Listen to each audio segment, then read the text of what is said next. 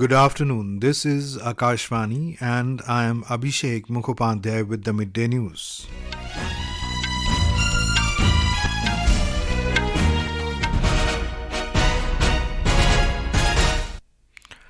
The headlines. Prime Minister Narendra Modi inaugurates virtually global Maritime India Summit in Mumbai, says day not far when India will be among top 3 economies. Russian President Vladimir Putin says he is willing to work for peaceful settlement through political and diplomatic means in Israeli-Palestinian conflict. External Affairs Minister Dr S Jaishankar unveils the bust of Mahatma Gandhi in Tao Den Park in Ho Chi Minh City. President Droupadi Murmu to confer National Film Awards in New Delhi today. In Kashmir Valley, incessant rain lash plain areas, higher reaches receive fresh snowfall. And in ICC Cricket World Cup, toss delayed in South Africa-Netherlands match at Dharamsala due to wet outfield.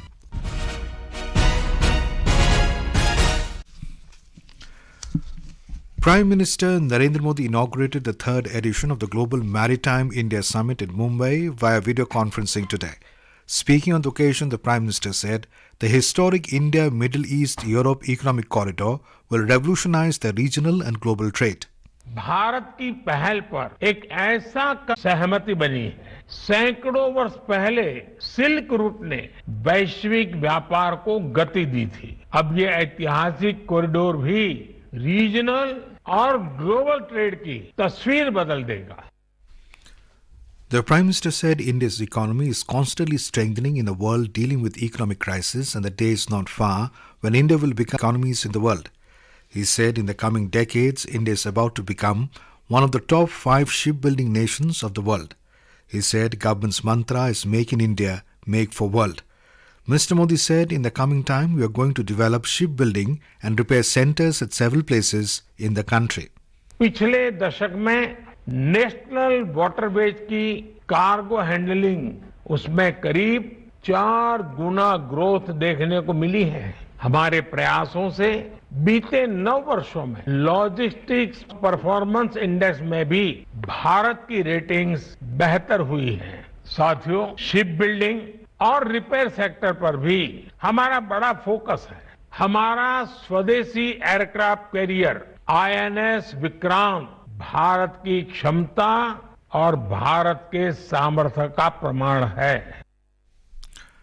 Prime Minister Modi said various initiatives have been taken in the country to strengthen the entire maritime ecosystem. He said that the capacity of major ports in the country has doubled in the last decade. He added that the turnaround time of container vessels at ports has improved significantly. Prime Minister also said that India's rating in Global Logistics Performance Index has improved in the last 9 years. Gift IFSC द्वारा ship leasing कंपनियों को अनेक तरह की छूट भी दी जा रही है। मुझे खुशी है कि दुनिया की 4 global ship leasing company GIFT IFSC के साथ रजिस्टर भी करा। मैं इस समिट में आई अन्य शिप लीजिंग कंपनी से भी गिफ्ट आईएफएससी के साथ जुड़ने का आह्वान करूंगा। The Prime Minister also unveiled Amrit Kal Vision 2047, a blueprint for the Indian maritime blue economy. In line with this futuristic plan, the Prime Minister inaugurated, dedicated to the nation and laid the foundation stone for projects worth more than 23,000 crore rupees. Amid escalating conflict between Israel and terrorist organization Hamas, Russian President Vladimir Putin has said that Moscow wanted to help prevent a humanitarian disaster in Gaza. The Kremlin said in a statement that Putin expressed Russia's willingness to work towards ending the Palestinian-Israeli confrontation and achieving a peaceful settlement through political and diplomatic means. The Russian president also spoke on the telephone with leaders of Egypt, Iran, Syria and Palestine. According to Moscow, the discussions focused on the crisis situation resulting from the brutal escalation of the Israeli-Palestinian conflict. US President Joe Biden will visit Israel tomorrow. US Secretary of State Antony Blinken announced this from Tel Aviv in the early hours today. European Union leaders are likely to hold an emergency summit today. The summit called amid concerns mounts that the war between Israel and the Palestinian terrorist group Hamas could fuel intercommunal tensions in Europe. The meeting will also focus on getting aid to civilians and working with other countries in the region to try to stop tensions from spreading. The war between Israel and the Hamas terrorists entered its 11th day today and is expected to escalate further. Israel death toll mounted to 1,400 and more than 2,800 Palestinians have been killed in Gaza, taking the total death count close to 4,200 on both sides. However, amid the growing tensions, the Pentagon is rapidly doubling the amount of American firepower deployed in the Middle East in an effort to deter a wider regional war. Russian President Vladimir Putin has reached Beijing on the invitation of his Chinese counterpart Xi Jinping. Both Putin and Jinping are expected to discuss issues related to the Hamas-Israel war and other global issues. This is Putin's second tour of China after March last year. The Russian president has not undertaken foreign tours following an arrest warrant against him issued by the International Court of Justice in Hague. He did not attend the BRICS summit in South Africa in August and G20 summit in New Delhi held in September. Israel have handed over 5 bodies of the 10 Nepali students killed in the Hamas-Israel war at Nepal embassy in Tel Aviv. The process of bringing back the bodies is in progress. The information was given by the Nepal's embassy in Israel to its government. Nepal's Minister for Foreign Affairs N.P. Sod talked to his Israeli counterpart in this connection. Nepal is using airports in Israel, Lebanon and Turkey to bring its citizens back from the war-torn region. External Affairs Minister Dr S Jaishankar today said Mahatma Gandhi serves as a motivator of diplomacy in today's world that is beset by conflict and violence. He said Mahatma Gandhi's contribution to truth, non-violence and the freedom and independence of people have been recognized the UN by proclaiming his birthday as the International Day of Non-Violence. He was addressing the gathering at the unveiling ceremony of the bust of Mahatma Gandhi in Ho Chi Minh City in Vietnam. Mahatma Gandhi is without question one of the most iconic figures of our contemporary world, and his contributions to truth, to non-violence, to the independence and freedom of people has been recognized by the United Nations by proclaiming his birthday as the International Day of Non-Violence. External Affairs Minister said the unveiling of the bust is a symbolic moment for the friendship between India and Vietnam and underlines the message of independence, self-reliance and human dignity. Dr. Jaishankar also met Ho Chi Minh City Party Secretary Nguyen Van Nen. He appreciated the Ho Chi Minh City to the India-Vietnam partnership.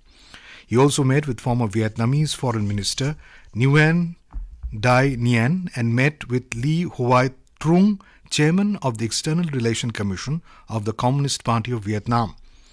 The External Affairs Minister is on a 4-day official visit to Vietnam. He will travel to Singapore tomorrow. This is Akashvani giving you the news. For quick news updates round the clock, follow us on a Twitter handle at EIR News Alerts. President Droupadi Murmu will confer the 69th National Film Awards in New Delhi today. Information and Broadcasting Minister Anurag Singh Thakur will be the guest of honor. Rocketry, The Nambi Effect, directed by R. Madhavan, has been adjudged as the best feature film for the year 2021. Allu Arjun has won the Best Actor Award for Pushpa, The Rise. Alia Bhatt and Kriti Shannon will share the Best Actress Award for Gangubai Kathiawari and Mimi. Pallavi Joshi will get the Best Supporting Actress Award for Agnihotri will get the Nargis Dutt Award for Best Film on National Integration. The President will be on a 3-day visit to Bihar from tomorrow. She will launch the 4th Agriculture Roadmap 2023-28 of the state in Patna tomorrow. She will offer prayers at the Takht Shri Harimandir Sahib in Patna city, the birthplace of Guru Govind Singh Ji. This will be the first visit of the President to Bihar after holding the office. The President will participate in 3 convocation ceremonies of 2 central universities and AIMS, Patna. On the second day of her visit, the President will attend a convocation ceremony of Mahatma Gandhi Central University, Motihari in East Champaran district. Late in the day, she will confer degrees and medals to meritorious students of AIMS, Patna. In the last leg of her visit, the President will attend the 3rd convocation ceremony of South Bihar Central University in Gaya on Friday. Union Fisheries Minister Parshuttam Rupala has said that India has grown multifold in fisheries and related industries. Delivering the keynote address at the International Conclave of the FAO at Mahabalipuram near Chennai today, he said that for the past 9 years, India's fisheries export had grown 17.4 million tons. The government of India in the last 9 years has ensured the transformational changes in reform through multi-pronged strategies and focused interventions in the areas of fish production, productivity, technology infusion, strengthening and modernization of infrastructure, boosting domestic consumption and exports. The minister said that the impact of climate change has affected coasts all over the world. Mr. Rupala said the outcome of the conclave will benefit the fishing sector in Indo-Pacific region. The minister gave an open invitation for the first edition of the Global Fisheries Conference to be held at Gujarat on November 21st and 22nd this year on the occasion of World Fisheries Day. Delegates from 18 countries including US, Japan, Italy, China, France, Ireland, Sri Lanka, Bangladesh are attending the conference. The Meri Mati Mera Desh campaign will enter its last phase with Amrit Kalash Yatras nationwide.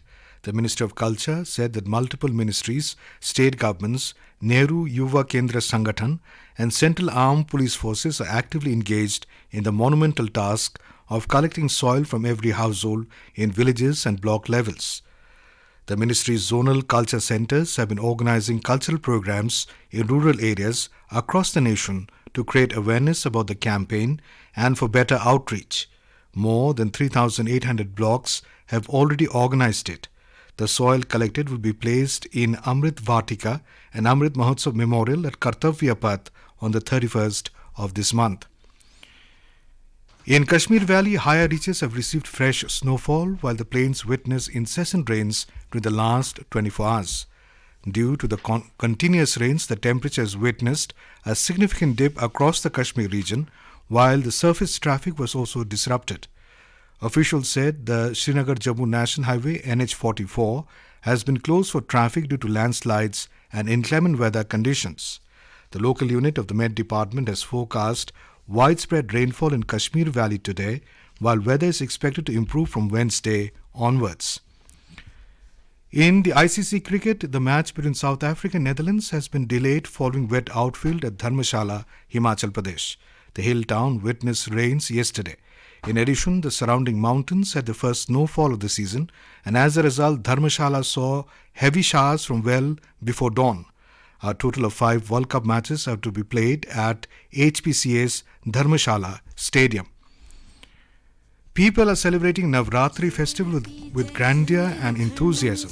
Today, on the third day of Shardiya Navratri, goddesses Chandra Ghanta, a form of Ma Durga, has been worshipped. She is depicted with crescent moon adorning her forehead. And now, before we end the bulletin, the headlines once again. Prime Minister Narendra Modi inaugurates virtually Global Maritime India Summit in Mumbai, says day not far when India will be among top 3 economies. Russian President Vladimir Putin says he is willing to work for peaceful settlement through political and diplomatic means in Israeli-Palestinian conflict. External Affairs Minister Dr S Jaishankar unveils the bust of Mahatma Gandhi in Tao Den Park of Ho Chi Minh City. President Droupadi Murmu to confer National Film Awards in New Delhi today. In Kashmir Valley, incessant rain lash plain areas, higher reaches receive fresh snowfall. And in ICC Cricket World Cup, toss delayed in South Africa-Netherlands match at Dharamsala due to wet outfield.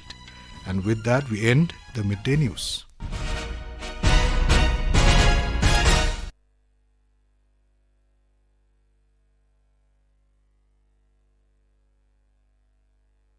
नमस्कार, दोपहर समाचार में आप